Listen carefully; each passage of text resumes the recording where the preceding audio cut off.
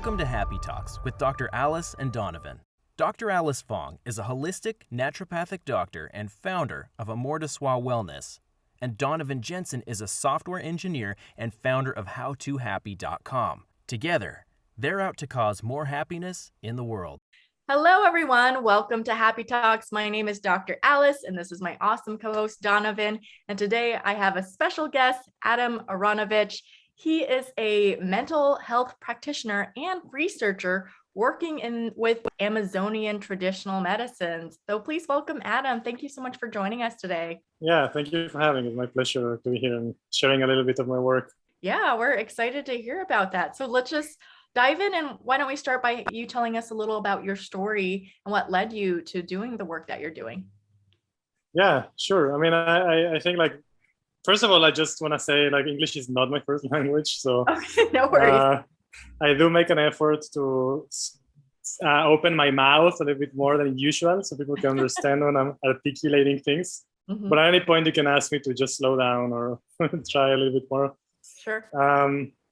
So yeah, I mean, I think I come from the field of mental health. I worked for a long time, mostly in psychiatric hospitals, working with people with psychotic diagnoses, and for a few years I did that. And I mean, very long story short, at some point I realized that I really did want to continue help people, but I wasn't super fond with the institutional approach, how we treat.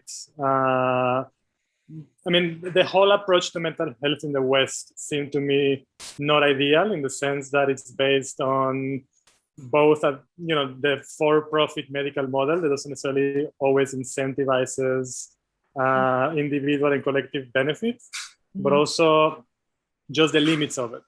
Yeah. So after a while of doing that, I decided I wanted to go back to school and research, basically finding different ways or different approaches to address human suffering that may not be present necessarily in Western institutions. And I went traveling. I traveled for a few years. I spent time in different countries, looking at more traditional cultures and how they approach health and well-being, human suffering, just questions, about how sadness is experienced in different cultures. What does anxiety mean in different parts of the world? What is madness, right? From India to Peru to Mexico, just different cultures. And not surprisingly, I did find that actually many of the things that we think are universal are actually very Western. And not all people all over the world live their health and well-being in the same ways. And that these definitions do change and perceptions do change. And then there's different ways in which people not only diagnose, but also treat these things. In the last 5 years, I've been in the Amazon rainforest working with Amazonian plant medicines. I'm sharing a lot of space with Indigenous tribes there who have very different conceptions of what a person is, what well-being means, suffering, and so on. So that has informed my work a lot. And now I'm pretty much in the stage of writing my doctoral dissertation based on that research, hoping to bring a little bit of that wisdom from more traditional cultures that have different worldviews and different cosmologies and different ways of conceptualizing, diagnosing, and treating mental illnesses as things that we can learn in the West to offer better care and other options to people. So that's kind of in a nutshell, very, very compact resume of that.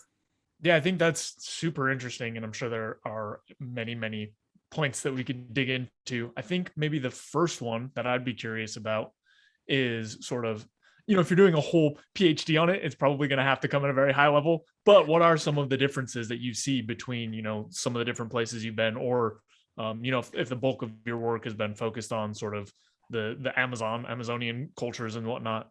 Maybe you can focus there, or it sounds like you're broadly traveled, but be curious what some of the differences you see are.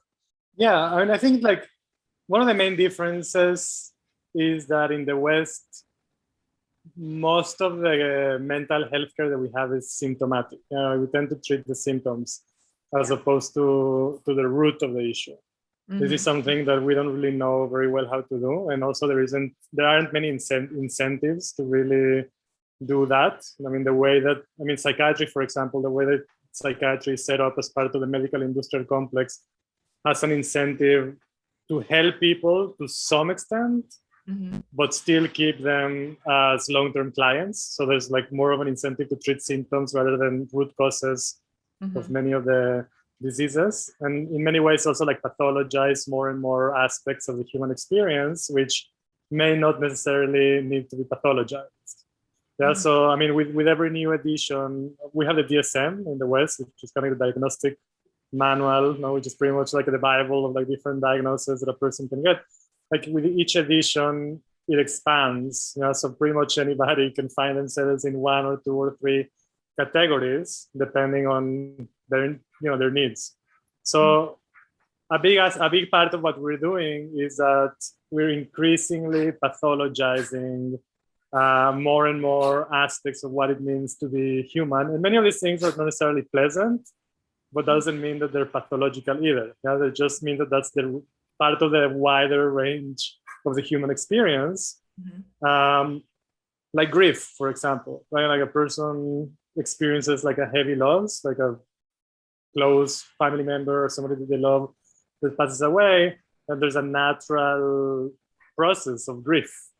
Right. But increasingly that grief gets pathologized. So now, like you can get prescribed antidepressants for it and other tools that may not be the best approach to allow that person to actually process the grief and complete in the healthiest way possible that grief. I mean, there's other aspects of it, like the pathologization of childhood that we're experiencing all over the West with increasingly more common diagnosis of ADHD and the proliferation of medication for children who seem to be healthy, other than the fact that they're not really inclined towards a particular model of education. Yeah. Just to give you an example from field work, I mean, if you go to the Amazon, it took me quite a long time to explain to my Amazonian teachers when I talked about anxiety or when I talked about depression. For me, it was kind of like self-evident. It's like, well, everybody knows what depression is, right? Everybody knows what anxiety is. But it took me quite a while to actually understand that we didn't share the same language, because they didn't really know what depression was, because in their understanding, I had to translate things, in terms that were more graspable. Like, oh no, depression is when a person is like really, really sad, but not like just sad, like really sad, also like apathic, and like when a person, like I need to come with metaphors to explain depression, and they're like, oh yeah, we get it, it's just sadness, like a person is really sad, like, well, I mean, how do you treat depression, how do you treat sadness are two very different things. Yeah, in the West, we think of depression mostly as a brain disease. We say, oh, well, a person is depressed because there's an imbalance of neurotransmitters in the brain, and the best way to treat that is we need to give them a drug that will increase the level of those neurotransmitters so the person will stop feeling sad. That's one way to go about it. Yeah.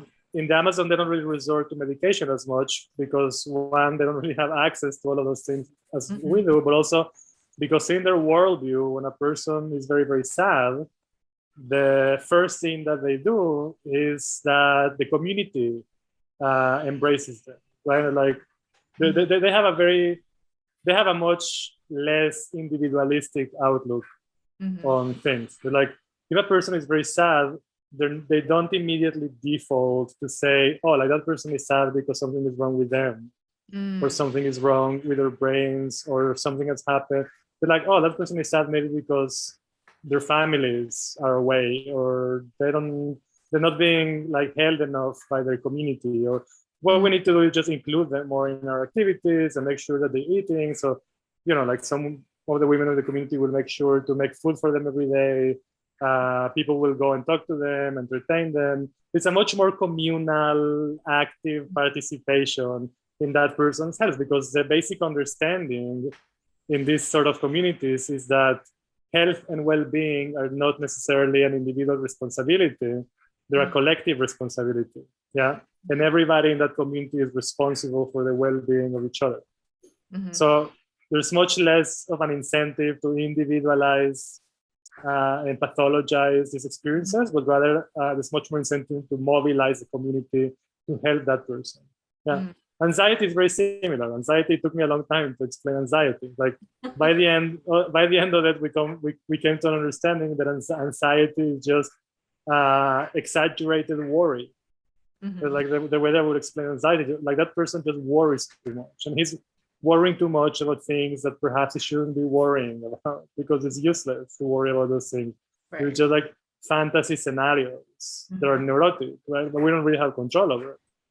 So for them, like, well, how do you help a person who is experiencing too much worries? You know. Right. Yeah. So I think the thing in the West also, like, because we tend to individualize diseases so much, we often also tend to ignore the context.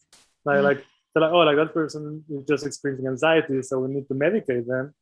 But you know, like people don't get anxious just because they get anxious. A lot of us get anxious because of the structures that we live in. You know, we get anxious because perhaps we're working 3 different jobs and we are not really able to pay off our student debt, or we cannot really pay rent, or you know, we're anxious because we're kind of like holding with our nails and teeth to a job that we don't really like, because without it we cannot really pay our bills. So there's many kind of like structural, contextual pressure points that exacerbate anxiety and exacerbate depression that are not necessarily only individual responsibility, but they're embedded within social structures, and they're embedded within cultural systems, and they're embedded within socioeconomic systems, right? And these are the things that we don't often look at.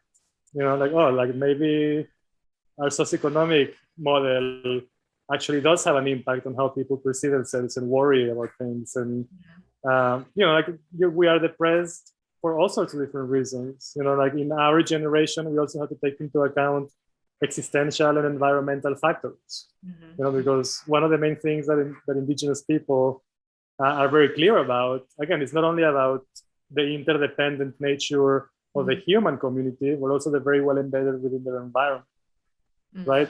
They don't think necessarily just as individuals, but they think as individuals they are inhabiting a particular stretch of land. So all of the creatures that inhabit that land, whether it's the trees and the animals and the birds, they have a very strong awareness of that interdependent nature, right? Like when you think about hunting, right? Like we know Indigenous people hunt, obviously. In the Amazon, hunting is kind of like the main source of protein. But hunting is not something that people just do for, you know, you don't wake up in the morning and you just go hunting. There's ritual involved in hunting. There's a lot of taboo involved in hunting, right? Can I just summarize, like, I want to fully like grasp what it is that you're saying and like make sure that I'm following with you. Kind of what I'm hearing is that like in these Indigenous Amazonian cultures is that they utilize their community, whereas in Western cultures where like individuals, I got to figure it out on my own. I got to like suffer in silence, I think is a common thing that we do, or it's like it's weakness if you reach out to people or go to a therapist or things like that. But it sounds like it's not so stigmatized in like asking for help or support, or it's just kind of like what you do. There's not really much resistance towards like having your community support you when you're going through moments of sadness or extreme worry. Is that what I'm hearing? Yeah, I mean that's definitely a big part of it. Yeah, like the stigma is definitely a big one. But again, like, you know, like there's many aspects of being human, again, that get kind of like lost in the noise, you know, within like this hyper individualistic ethos of the Western world, right? Where almost every human relationship at some point gets commodified to some extent, right? And many of the things that are usually or have been historically being done in community are now compartmentalized, and now they're experts that do that, and external people that you pay to go to, okay, so they can provide a service. But in traditional cultures, that's still part of what the extended family or the community does, right? Like you sit around the campfire and you have a heart-to-heart with somebody, and that's a therapeutic relationship, right? Like they don't necessarily think of like, oh, I need to go to some expert or some therapist or some doctor and tell them my problems or my worries, because I have like my extended community who can do that. And that's something that we have progressively lost for different reasons. What are, when you rely on your community for your mental support and your health and well-being, like, are they just there to listen to your concerns and issues, or are they giving like advice or wisdom? Like what's happening that helps that individual that's kind of in that suffering state feel better, I guess? I'm curious. Yeah, I mean, I think the main medicine is not necessarily what they say or what kind of advice they offer, but just the connection in itself, right? Yeah. Like the empathy, just like the humanity of it. Yeah. Like that's the main thing. Right. Mm-hmm. I could see how that is healing in itself. I think just having human interaction and connection is so important. And I think, and even though in Western culture, we have all this technology and these devices to connect us, I feel like we've progressively become less connected on a human to human level with more like authenticity and depth. And that seems to be like a missing in our culture, I think, a lot of the times. Mm-hmm. Yeah, I think this is exactly the main piece, I think, that I'm trying to bring to the conversation again, like, because we become hyper professionalized, but oftentimes that comes at the cost of the actual intimacy between humans, like that human connection that brings forth, the empathy, the actual, like, hey, I see you and I care for you and you matter to me, beyond this paywall, I mean, beyond the service I'm providing for you, that you're paying for me, there's something deeper. There's like there's an inherent human connection of care. That is politics of really caring for each other. Yeah. So it's okay if you don't have an answer to this, but I would be curious, we've kind of talked over the problem, right? Which is, or at least an opportunity, whereas there could be a lot more community involvement kind of in the Western medicine to get people more support and maybe rely less heavily on medicine and some of these things to try to blunt some of the experiences. I'd be curious what you think are some of the steps or opportunities for opening up some more of this in, Westernized societies, because culturally, like we've been talking about, I don't think it's a super strong piece of the culture. So I'd just be curious what you think were some of the opportunities to move things or what we can work on. And if you don't have answers to that, that's fine. That's kind of a ambush question. No, it's okay. I mean, so you said it's not a particularly strong part of our culture. You mean like the connection? Yeah, just in the R being the United States, right? But also like a lot of Westernized countries. Yeah.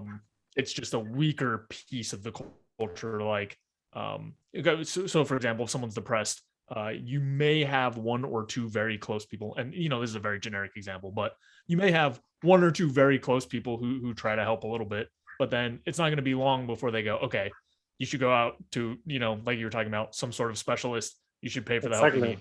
So I'm curious if you see opportunities or like ways or like a program we could build or like something, like what could we do to kind of either as individuals, like be more available for other people, or as a community start trying to like build up these connections? Yeah, I mean, I think that's $1 million question. I don't have like very specific answers, but I do have some ideas. I think we have gotten to this point for a particular reason, which is like following through almost to the last conclusions of a very hyper individualistic ethos that has been kind of like one of the ideological bases of the West for many years, right? And the glorification of the individual has also resulted, as you say, in the erosion of our social bonds and the erosions of communities, the reduction of tribes and extended families to nuclear families, which are more often than not broken nuclear families. So people really, for the most part, don't have many people in their lives to rely on, as you mentioned. People are lucky for the most part to have one good friend or two people that they can actually like have intimate conversations with. And that's a very pathological social situation. Humans are social mammals. Our brains are wired towards community. Yeah, like our social brains require like that kinship, require that connection, require that social interaction, like the intimacy and empathy of like a larger group of people than what is provided for us nowadays. In the Western world, we're going through real epidemics of loneliness. When social scientists try to point out where the main risks to public health from a mental health perspective, the first thing that often comes up is loneliness. Yeah, loneliness is a better predictor of almost every disease, mental and physical, than things like obesity, for example. So some governments are already starting to take action in an institutional level about like really considering loneliness as an epidemic that requires intervention. In England, I think like a couple of years ago, the Prime Minister, I think it was Theresa May, so it was maybe 3 years ago, she named a member of her cabinet to be the Minister for Loneliness of the UK. I think that was like the first instance that I heard of an actual member of parliament, like being a Minister for Loneliness. Many European countries very quickly followed through because it was something that was very relevant, not only in the UK, but all over the West. So I think, there are like public health interventions and like other government approaches that are doing that, but that obviously is just one aspect of it, because the real thing is always the grassroots aspect of it. What are people doing in order to like rebuild and recreate communities? And there are different movements. I mean, there are different intentional communities popping up in different parts. And even like I think like younger generations are like figuring out, like even in urban environments, kind of like different ways in which they can co-create like more community-based lifestyles where you can actually like rely on each other. And you can see this like a lot in places. I mean, just from my experience, like in the West Coast, in the US, like if you go to place like San Francisco or Oakland, like there's like different groups of people who like, you know what, we're gonna go and like organize like a neighborhood association where we can like create events and hang out, and kind of like recreating that old lifestyle of kind of like European street parties and communities where you actually get to know your neighbor, and you're not just like moving into a building where you're co-living with strangers that you never need to know except if you're in the elevator or somebody for some reason like knocks on your door because you're making too much noise, but actually intentionally like getting to get to know the people that you sharing life with. And that's something that I am seeing more and more, like with younger people in certain like urban nuclei, when people are like much more interested in like, hey, like, we were born into this hyper individualistic mindset, but actually we are craving that connection. We are craving that community. So let's find ways of actually making that happen. Festivals are a great way to find that. The allure of many festivals, why people seek them, is because even if it's just a temporary utopia of 7 days or 6 days or 5 days, that's a very good example of what can be created when a group of strangers come together with explicit intention of connecting in a deeper level with each other. My experience comes from wellness retreats. This is part of what I was doing in the Amazon. I was facilitating workshops for kind of like a very well-known retreat center in the Amazon. And it is really uncanny to experience. I would receive a group of 24 people, complete strangers, and in a matter of a few days, just by opening up and sharing like vulnerably and authentically about their struggles and their issues and their hopes with people they never met, there's some magic that happens when that is done in a controlled, safe setting. And there's like this sense of communitas that arises, like, like my suffering doesn't have to remain private. There's other people out there who are also struggling. And, when there is also like a mutual commitment to really enact the reciprocity and that mutual responsibility of saying like, hey, I know that you're here because you're suffering. I'm here because I'm suffering too. And we're going to help each other. By the end of that retreat, whether that's 12 days or 9 days or 20 days, then people live there as a family. Like the bonds that are formed between people are really, really, really fantastic. And like people meet afterwards, people recreate that environment. It just for the most part, it's just because it gives people a taste of what it can be when you actually meet a group of like-minded individuals who have a common goal that are really committed to share that mutual responsibility for each other's well-being. So there's different environments that can give a taste for what it is, but ultimately the responsibility for creating that in permanent spaces is really ours, all of us. Mm-hmm. Mm-hmm. Yeah, I love that because I know just firsthand with some of my experiences. I did a AmeriCorps program like so long ago after I completed my bachelor's degree, and I remember there was like one event. It was kind of like around the campfire type of a feel, but we were just all strangers, just thrown into a group, and we were just given the opportunity to go up and share a little about ourselves. And maybe 10 people in, like someone just decided to just be super, super vulnerable and share some really, really incredible things, which is profound in front of a group of strangers. And that shifted the energy for everyone to start, like created the snowball effect where just within that one evening, we could feel a lot more connected. And it was just a beautiful experience. And I've had a similar experience with I don't know if you've heard of the Death Cafe. It's like an international event where people, just like a group of strangers, meet in a cafe or a school or church or wherever to just discuss the topic of death, which is obviously a naturally deep, intimate type of topic that isn't like in your everyday conversation. And I love them because it just, I know it seems like a morbid topic, but I love them because it created like instant intimacy and connection within like a span of 30 minutes to an hour. And I love that, that experience. And I'm like, wow, I wish there were more opportunities like that in the US or something similar. Mm-hmm. Memento mori, remember that you too will die. That's a beautiful meditation. Mm-hmm. Yeah. So do you have any recommendations for, people that are feeling in the US that are feeling like depressed, lonely, anxious, and they don't necessarily have community right now, or they don't even know where to begin, like seeking out community support? Would you have like any recommendations of where to start? That's a great question. I mean, the US is particularly tricky because there's not many public places where you can actually meet people beyond kind of controlled environments or paid activities. That's part of the kind of that's ingrained in the economic system.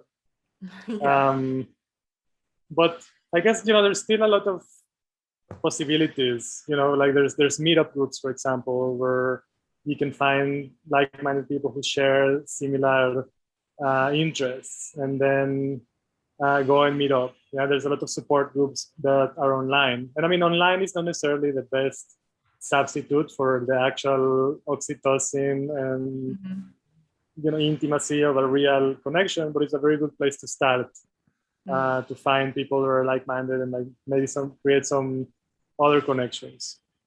I don't know if you guys in this podcast are, I mean, I don't know what your stance is on like psychedelic medicines, but that is something that in the Amazon, I mean, that's kind of the central component of many of the plant-based medicines that indigenous people in the Amazon work with. And that's something that I recommend always, with a caveat that it needs to be done very carefully. Yeah. But it is one of those opportunities in which that door of possibility for community opens up, particularly when these are done in a controlled ritual setting. That's the kind of experience that can really break down the barriers of isolation and allow people to see beyond our protections and layers of defense. You're like, oh, I mean, I see you, beyond all of those layers of protection and defense mechanisms that you built over the years to protect your soul. I see you, and I love you for it. And that's kind of like an instant recognition. So those experiences are very powerful, but obviously they need to be done carefully. And in the US, they're not legal everywhere, so that's something that needs to be said. Right. Yes. Yeah. No, I mean, that makes sense in that it would help. I think Americans are very guarded emotionally. So to just, be so vulnerable or share their dark secrets or thoughts is not necessarily easy, or maybe it just doesn't feel safe for them. It's like removing those barriers makes sense, or having some assistance, whatever that might be. Yeah. I mean, one thing that I can speak of as a man, I mean, again, like this is not necessarily only like a men issue, but I do think there's many men groups that are now becoming more and more prevalent, which are facilitated and geared particularly towards kind of like a reawakening or a reimagining of what like a next stage masculinity can be. And a lot of that does draw on the fact that as men, we're not often like socialized in a very healthy perception of what masculinity means, particularly when it comes to emotional literacy. Yeah. And me included, and many other people, maybe with the younger generation it's a little bit different, but I do know, like with me and my group of peers and so on, like it does take an intentional effort to become more emotionally literate, which is an essential component of mental health, to like really learn to discern and give ourselves permission to express and experience things like sadness, for example. I mean, it's kind of like a cliche, right? Like men don't cry, like boys don't cry, whatever. Well, no, we do cry, and like we do need spaces in which we can re-experience that and re-socialize ourselves to actually be fully emotional beings and not just fragments of beings that don't really feel or don't really know how to express healthy emotions. So men's groups are popping up in different places. That's something that I recommend for men who are looking for community and an opportunity to really learn how to reconnect with parts of ourselves that maybe have been suppressed because our culture doesn't really allow us many spaces to actually experience that in a healthy way. Yeah, and that really is something that I also have had to spend some time walking through, is just sort of this experience of how to deal with emotions correctly, because I think, or not correctly, but in a useful way, because I used to think kind of what you were talking about, like, oh, you should never express emotion. And really what it was rooted in is this idea of like, oh, I don't want to have these big displays, right? I don't want to I don't want to get so angry I start breaking stuff. I don't want to get so sad I just cry in the middle of public. I don't want to get so whatever other emotion that I'm having these big displays. And it came across to me as like, okay, so just bury that stuff all the way down. And I know for me, it really helped to learn that, like, okay, the emotional aspect is useful and there's a point to it and it's part of human experience and it's something that we need, really. You can experience these emotions without having these huge displays, right? There are ways to like feel sadness without just being pouting in the corner for 6 months and not talking to anyone and crying and not moving. And if you want to cry, if you feel that bad, and then that's part of it, that's totally great. But it made a big difference for me to learn that one piece. So I just kind of wanted to throw it out here, which is, it's not about like shutting off all the emotions.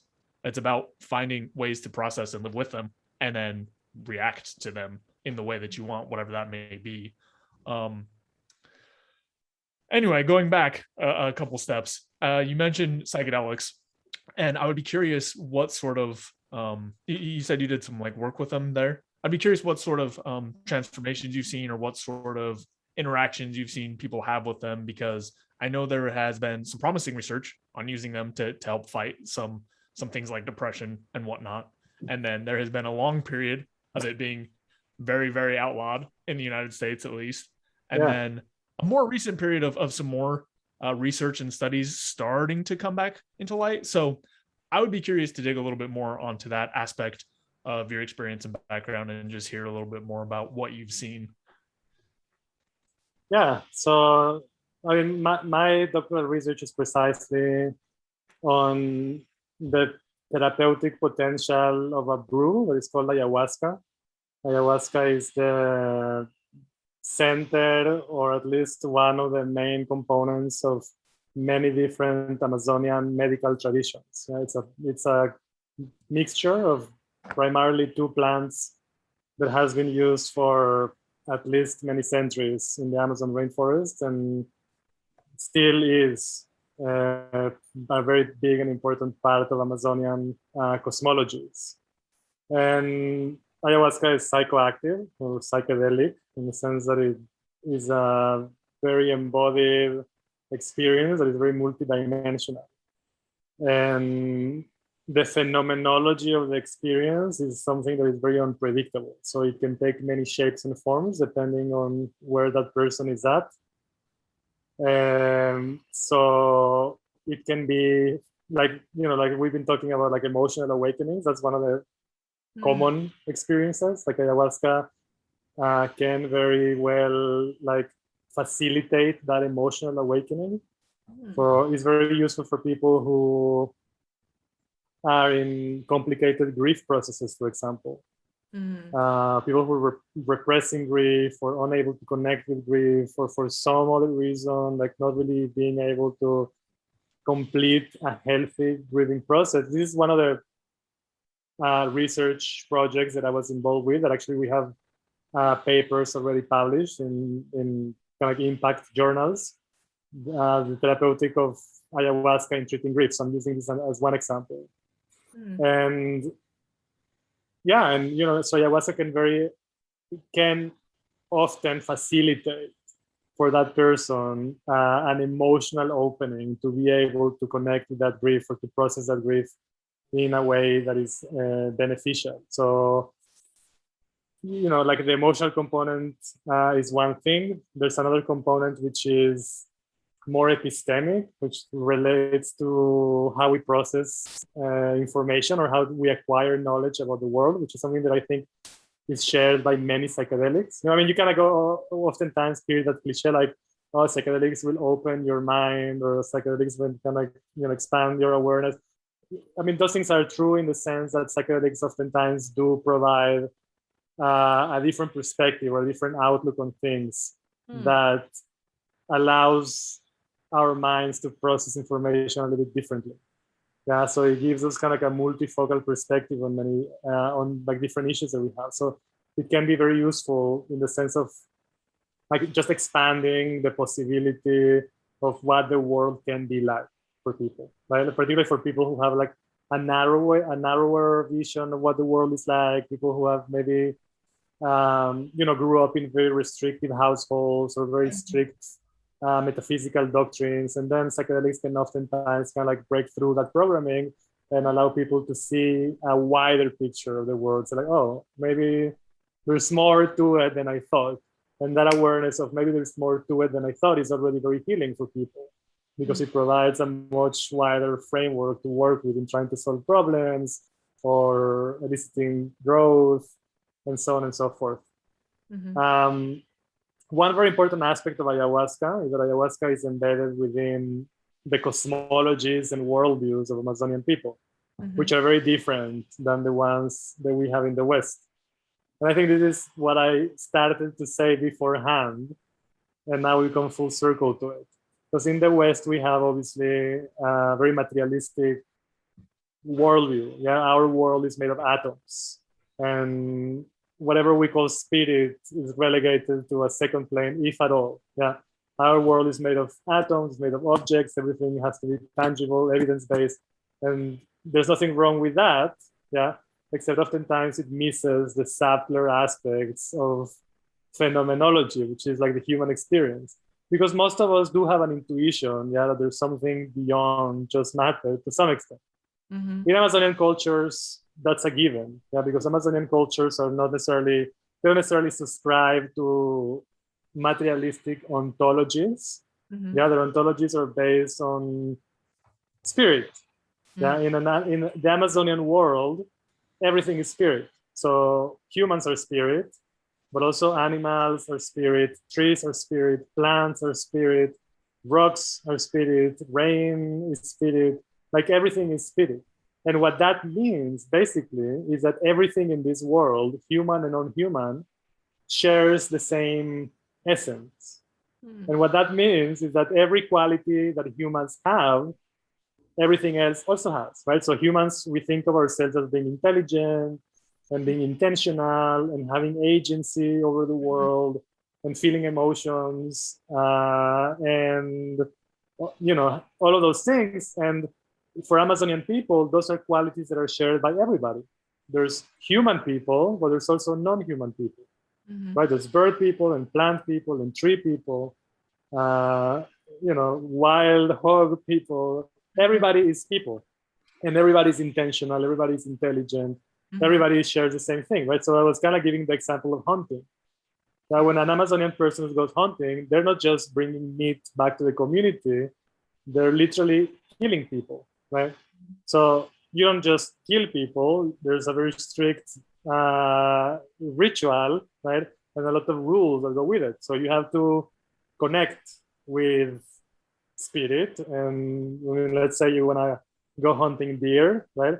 So some way you have to communicate with those deer, because the assumption is that the deer are also people.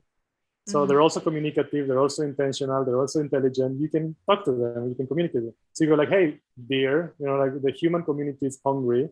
We would like to go hunting. It's very important for us as human community to do this in a reciprocal way. We want to maintain the balance and the harmony. We want to do this right. So we want to ask you, like, how's spring treating you?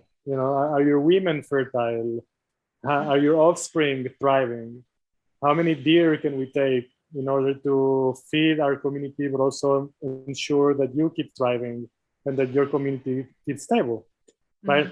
So ayahuasca oftentimes will function as that bridge between the human world and the non-human world. In the Amazonian cosmologies, the ayahuasca space is that space that allows let's say the shamans, for lack of a better word for this situation, the Amazonian shamans, the opportunity to connect with the spirit world and receive information from the deer, from the trees, from the plants, and then share that back with the human community. So there's medical uses, there's community-based uses, there's divination uses, there's communication uses, there's all sorts of different uses. The one that really stands out for me, the one that I focus on my research, is the relational aspect of it, which is the thing that we've been speaking about this whole time, which is people come to that retreat for the most part feeling like really alienated and lonely and isolated, with depression and anxiety and trauma and alone in the world. And more often than not, through the collective ayahuasca experience, through the group dynamics, through the facilitation of group activities, through the work of the indigenous healers, there is something that shifts, again, in that understanding that they're actually not alone, that there is a network of interconnected relationships of which we are all part of. And this is difficult to explain without like resorting to kind of like new agey hippie cliches of we're all one and we're all, but there is something about that experience that oftentimes brings up a knowing. It's not even like a thought or a feeling, but a deep knowing that we're not alone.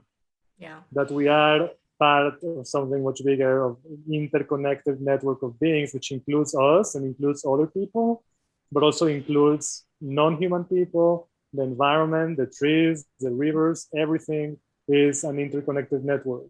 And that we are responsible for ourselves just as much as we're responsible for everything else. Yeah.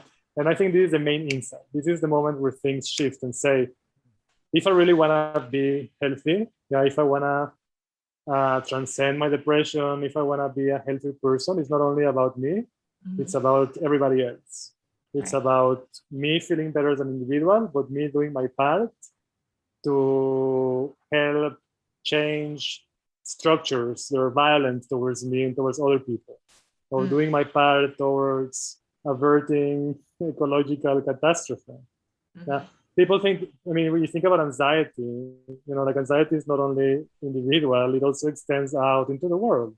It's very difficult not to feel anxious in the times that we live in, where we're seeing the devastation of our life support systems, when we're seeing the ravaging effects that global warming is having all over the world. when we don't really know what this world is going to look like in a decade or two, or whether the world that we're living our children is even going to be livable. I mean, that's a huge source of anxiety. We cannot gaslight people all the time. It's like, you're just, your brain is imbalanced. I mean, that's pretty, I mean, well, people are aware. Yeah, Adam, wow, you have provided such insight into the Amazonian world, and I could see how it could be so healing, this interconnected relationship. We are out of time. So was there anything you'd like to plug before we wrap up today? So, I mean, I have a new project that is called Healing from Healing. It's you can find our group on Facebook, on Instagram, and also the different social media platforms, which is an attempt to bring down the insights and the research from the work that I've been doing. I mean, the main thing is my main intention was never to just produce something for academia that doesn't really have the reach of actually impacting life. So I'm trying to kind of distill the insights and some of the results of that into a wider platform that can be available to people. And I mean, we just started that 4 weeks ago, and it's already like growing really, really quickly. So Healing from Healing. I invite you all to check it out. Yeah, definitely check it out. We'll put links in the description. Thank you so much, Adam, for joining. Yeah, my pleasure. Yes, it's been a pleasure. Thanks so much for watching. If you enjoyed this video, be sure to like it and then go and subscribe to my channel and ring the bell so you get notified when the next video comes out. If you check out in the description below, go to my website where you can get my free fast and easy guide to stress relief. Thanks again for checking us out, and we'll see you next time.